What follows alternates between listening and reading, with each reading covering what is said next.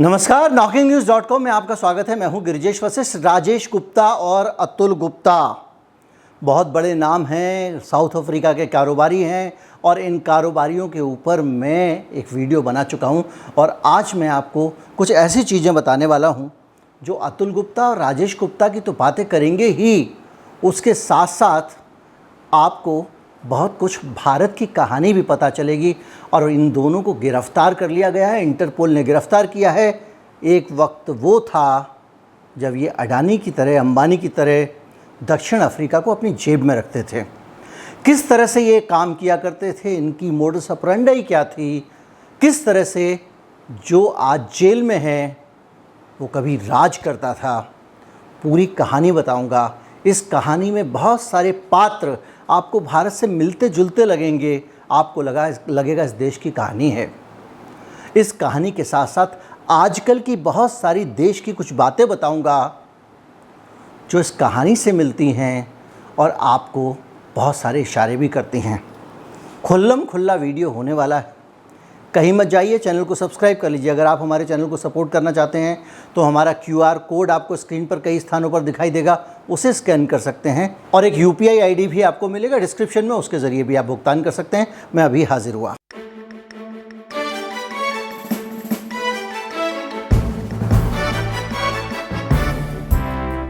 राजेश गुप्ता और अतुल गुप्ता को क्यों गिरफ्तार किया गया, इसको जानने से पहले आपको इनके इतिहास में जाना पड़ेगा।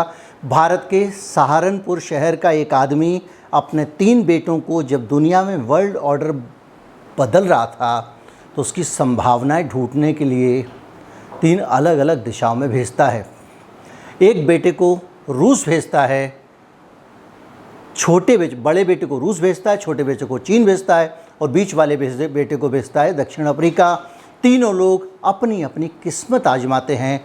पिता कुछ पैसे लेकर इनको भेजते हैं और वहाँ पर धंधे की जुगाड़ में लग जाते हैं। बड़ा वाला रूस में फिट नहीं हो पाता है, छोटा वाला चीन के सामने टिक नहीं पाता है और आखिर में कुछ कमाल बीच वाला यानी मंझला दिखाता है और वो दक्षिण अफ्रीका में अपने कारोबार में धीरे धीरे कदम बढ़ाना शुरू कर देता है।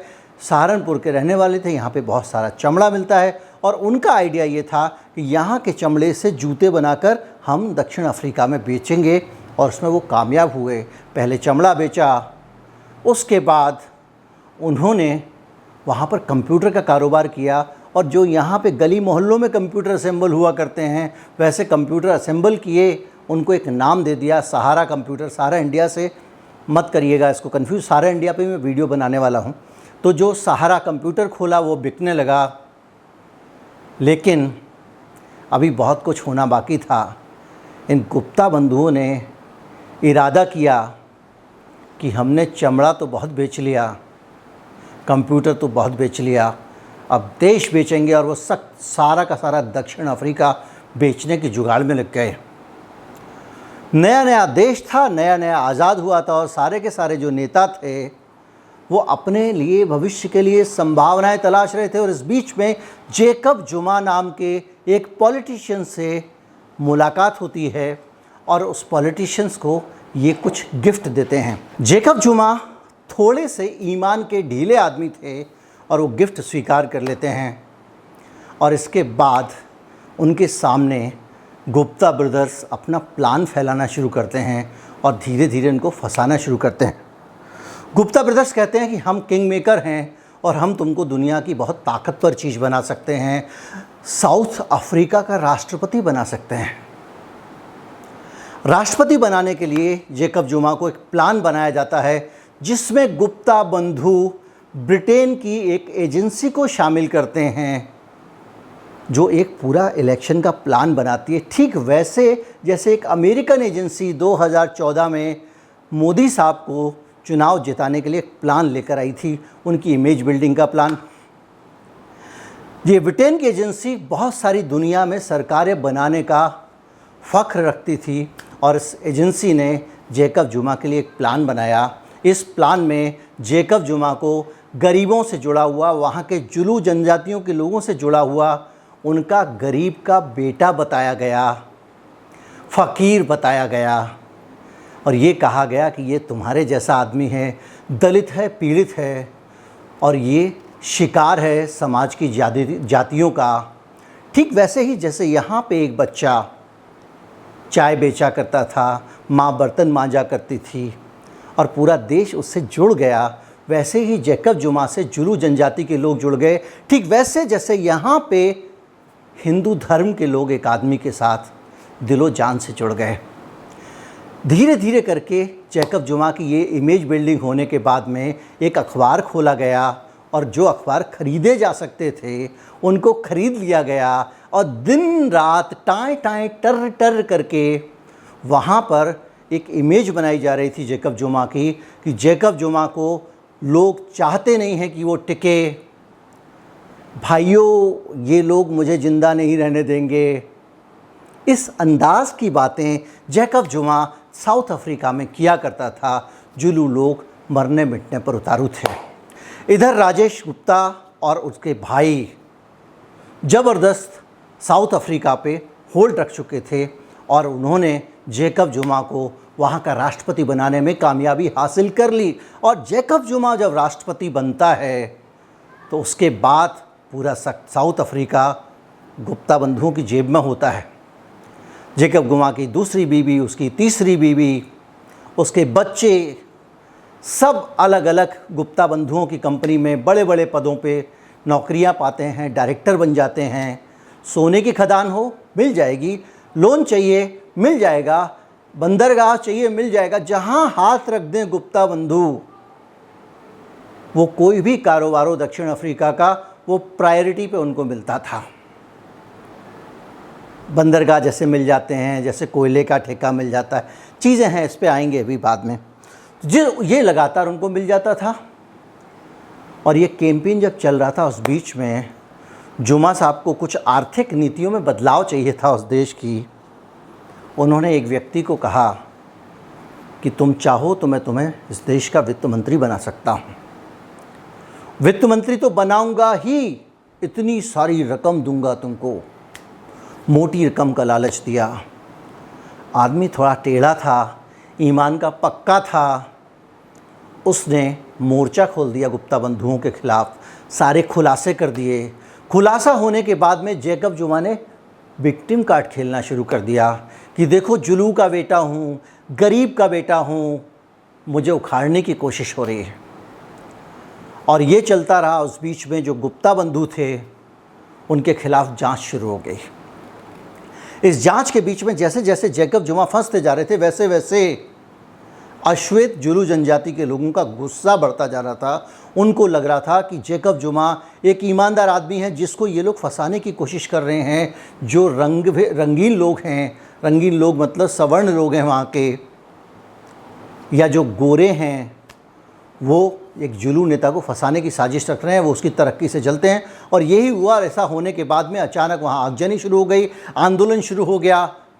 जहाँ चाहें वहाँ लोग लूटपाट करने लग गए। जुलू जनजाति विद्रोह पर उतारू हो गई।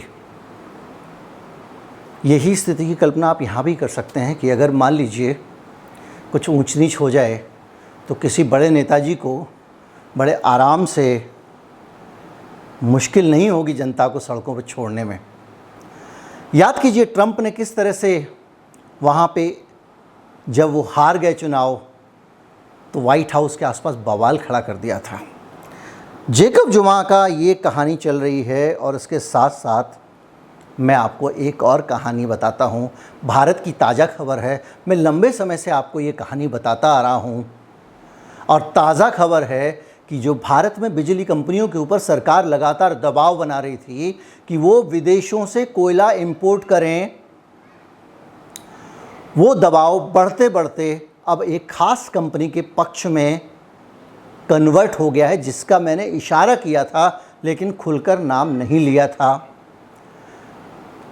बिजली उत्पादन कंपनियों से कहा गया 10% कोयला विदेशी मंगाना पड़ेगा, नहीं तो हम आपको भारत का कोल इंडिया का कोयला भी नहीं देंगे। ये भी मैंने आपको बताया था। ये भी आपको बताया था कि वो कोयला जो बाहर से इंपोर्ट होगा वो हो सकता है अडानी साहब की कंपनियों का हो। अब एनटीपीसी ने जो ठेका दिया है उस ठेके के हिसाब से 5.75 मीट्रिक टन कोयले के इंपोर्ट के लिए टेंडर जारी किए।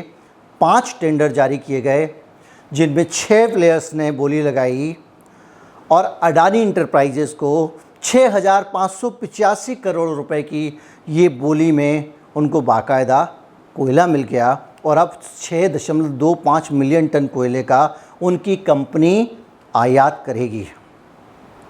और ये पहली बार नहीं है कि अडानी की कंपनी ने एनटीपीसी की बोली जीत ली है। इससे पहले मार्च में जब कोयला संकट हुआ तब भी एनटीपीसी से 5.75 मीट्रिक टन कोयले के आयात के लिए 5 टेंडर जारी किए गए थे। आप इस देश में सबसे बड़ा कोयले का उत्पादक देश है। इस देश में जैकब जुमा की तरह जैसे वहाँ सोने के अखंड भंडार हैं, वैसे यहाँ कोयले के अखंड भंडार हैं। इस देश की कोयल इंडिया खोद के कोयला नहीं निकाल पाती है। सरकार कहती है वो कोयला भी नहीं देंगे, बिजली संकट होता है तो हो, अगर आपने विदेशी कोयला नहीं मंगाया जो कि 8 गुना कीमत वाला है।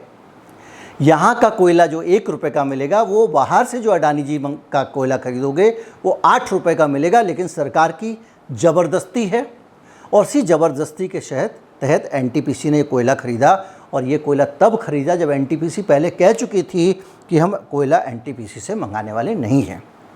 अब नूपुर शर्मा का जो प्रकरण है वो देखें आप। नूपुर शर्मा वाले मामले में लगातार फ्रिंज एलिमेंट कहकर बीजेपी के ऐसे वफादार नेताओं को किनारे किया जा रहा है जो बीजेपी की जान थे और भारतीय जनता पार्टी की जो सांप्रदायिक राजनीति थी उसका ये चेहरा थे। जो जी में आए, जितना भड़काऊ चाहें ये बयान दे सकते थे, इनका सब कुछ माफ़ था। देश के मुसलमान अलग अलग मामलों पर मांगे उठाते रहे, सरकार ने कभी सुनवाई नहीं की। लंबे समय तक शाहीन बाग पे आंदोलन चला, सरकार ने कभी सुनवाई नहीं की। लगातार हम देख रहे हैं कि इस देश में किस तरह से मुसलमानों के लिए स्थिति बन गई, बुलडोजर चला देंगे, फ़ोटो लगा देंगे, पोस्टर लगा देंगे और वो विरोध करते रहे। किसी ने सुनवाई नहीं की, किसी ने इनकी चिंता नहीं की। और आज जब विदेशी कंपनियां कहती हैं तो धड़ाधड़ विकेट गिराए जा रहे हैं। एक बाकायदा आचार संहिता जारी कर दी गई है प्रवक्ताओं के लिए। अगर आप पहले सही थे तो आज गलत कैसे हो गए? अगर पहले गलत थे तो आज आप ये प्रतिबंध क्यों लगा रहे हैं? इसलिए लगा रहे हैं क्योंकि आपको यूएई के साथ में संबंध खराब नहीं करने हैं। और संबंध इसलिए नहीं खराब करने हैं, स्क्रीन पे लगा देता हूं ताकि आप पढ़ सकें। मुकेश अंबानी की रिलायंस को $2 billion chemical joint venture Abu Dhabi की फिल्म रुवैश उसके साथ में मिला है। अगर सौदा टूटता है, संबंध बिगड़ते हैं, अंबानी जी का कारोबार ख़राब हो जाएगा। मैंने आपको वीडियो बताया था, मैंने आपको बताया था कि इस देश में रूस का जो कच्चा तेल आ रहा है उसका लाभ इस देश के लोगों को नहीं मिल रहा है। वो कच्चा तेल हमारे अंबानी जी डीजल और पेट्रोल में बदल के उन देशों को बेच रहे हैं जिन देशों के ने बाकायदा रूस का तेल इंपोर्ट करने पर प्रतिबंध लगा रखा है। कल के दिन रूस, यूरोप और अमेरिका के जो पिट्ठू देश हैं वो हमारे ही भारत के खिलाफ हो सकता है कुछ सैंक्शन लगा दें, क्योंकि भारत जिन देशों जो देश रूस से तेल इंपोर्ट करने पर रोक लगा रहे हैं उन्हीं देशों को बदल के साफ़ करके तेल बेच रहा है। और फ़ायदा हो रहा है किसका? अंबानी साहब का नुकसान होगा इस देश का। लेकिन मामला सिर्फ अंबानी का नहीं है, यूएई में अडानी ग्रुप के भी स्टॉक्स हैं और उनकी $2 बिलियन का इन्वेस्टमेंट है, वो है IHC कंपनी के साथ में वो कर रहे हैं।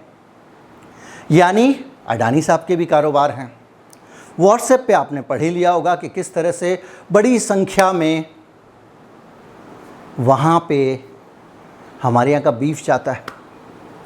और ये सब कारोबारी रिश्ते जहाँ पे हों वहाँ नूपुर शर्मा जैसे 4-6 लोगों को चटकाना कौन सा मुश्किल है। मैं अडानी साहब का कारोबार देखूँ, अंबानी साहब का कारोबार देखूँ या नूपुर शर्मा को देखूँ? मैं उस नेता को देखूं जिसको वित्त मंत्री बनाने का गुप्ता बंधु ने प्रस्ताव रखा था। मैं जैकब जुमा हूं कि गुप्ता बंधुओं को देखूं? जाहिर बात है साउथ अफ्रीका के जैकब जुमा गुप्ता बंधुओं का ही ख्याल रखने वाले थे। यहाँ पे भी कोई ना कोई ख्याल रखता होगा। वहाँ पे भी जैकब जुमा के पास पैसा चुनाव लड़ने के लिए कहीं और से आया था, और यहाँ पे भी एक फ़कीर प्रधानमंत्री बन जाता है, उसकी पार्टी बहुत सारा पैसा खर्च करती है, उसके पास पैसे कहाँ से आ रहे हैं इसका हिसाब कोई नहीं जान सकता, क्योंकि एक कानून बना दिया जाता है कि सारे के सारे पैसे गुप्त दान होंगे। और जब इतना पैसे से चुनाव लड़ा जाएगा, पैसे वाली सरकारों पे इतना हावी होंगे, तो आपको अगर गलतफहमी है कि आप आज़ाद हैं तो उसको दूर कर लीजिए, क्योंकि जो पॉलिसीज़ बनेंगी, जो कुछ भी होगा वो उन्हीं के लिए बनेगा। किसान धरने पर बैठते हैं तो बैठते रहें। उम्मीद करता हूँ वीडियो आपको अच्छा लगा होगा। अच्छा लगा हो तो ज़्यादा से ज़्यादा लोगों तक पहुँचाएँ, चैनल को सब्सक्राइब कर लें। नमस्कार, जय हिंद।